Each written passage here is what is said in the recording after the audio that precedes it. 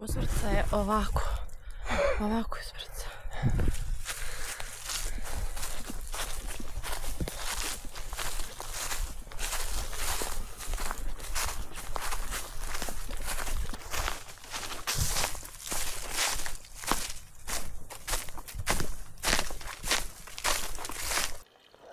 Nakon što smo jutros pojeli onaj vojni obrok, sad slijedi jedan obrok za ručak sa pravim svježim mesom. Iako je, ne mogu reći, bio jako ukusan, ipak meso je meso. Ako ga zanima taj video gdje smo jeli vojni obrok za doručak, link će biti u komentarima, pa možete da pogledate. Planiram da meso ispečem onako kao ražnjiće. Poslije ovoga ću da uzem neku granu i nanizam na nju. Od začina koristim samo so i biber. Mislim da je to onako dovoljno. Ako niste probali meso sa žara ovako na ražnjiću, mislim da treba da probate prvom prilikom jer okus je neprocjenjiv zaista. To mi je onako ostalo iz djetinjstva sjećanje na najljepše zalogaje mesa, da tako kažem.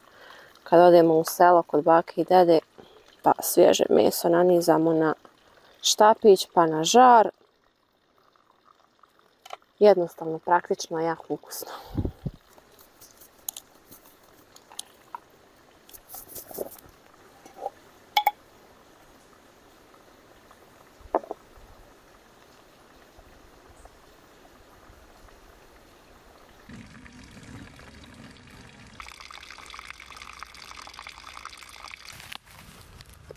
Ovo ćemo da iskoristimo za vatru.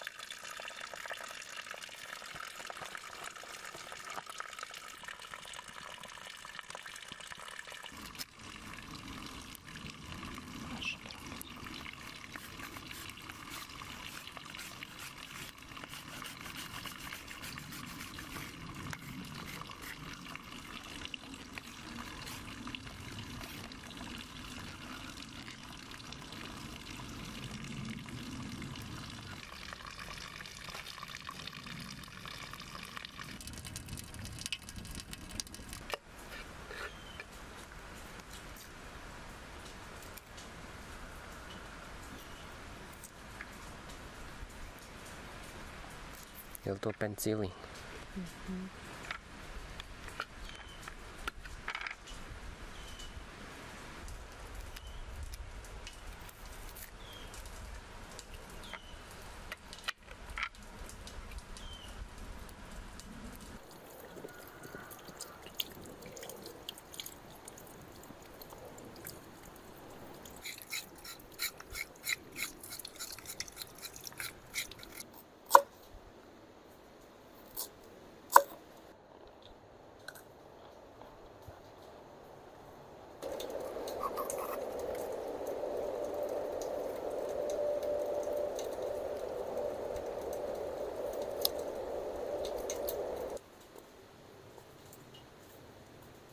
Hoćeš ti kako meso staviti, samo nešto neki zeleniš?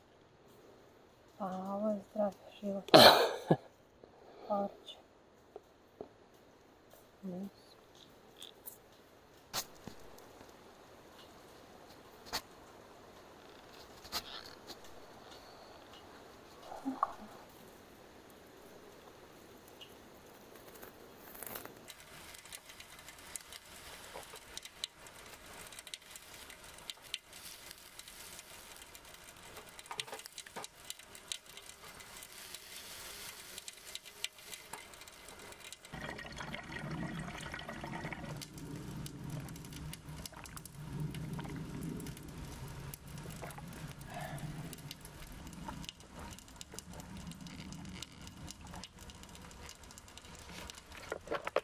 Baš je hladno.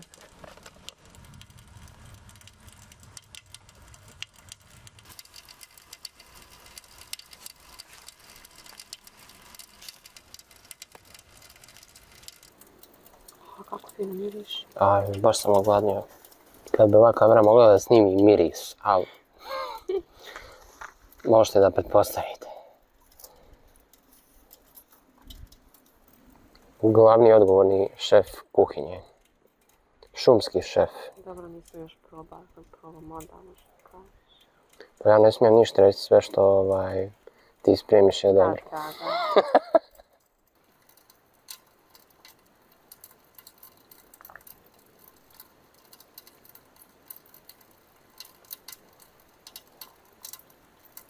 Progovori, jel dobro?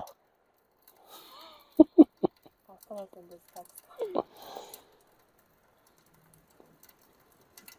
Samo da ne ostanemo bez mesa, kako je krenulo, me neće ništa ostati. Ovo su najsočniji kadrov na svijetu. Znači, ko nije jeo prije ovog snimka, mislim da je poželio što sad gleda. Rođena će ostati, što to razmišlja? Nemoj drvo jest. Mislim, meso je meso, ali bez povrća je to ipak puno bolje sa paprikom i mrkvom.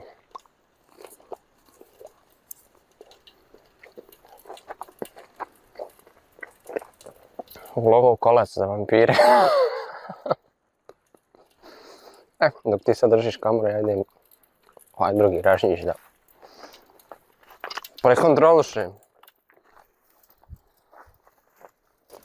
Ovo je sad 100% krupni kadar, kako sočno grizim.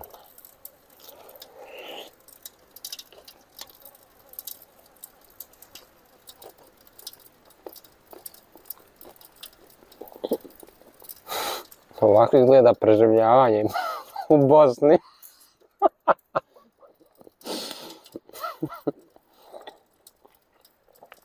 Bear Grylls ovo gleda i nije mu dobro. Komu je kriv?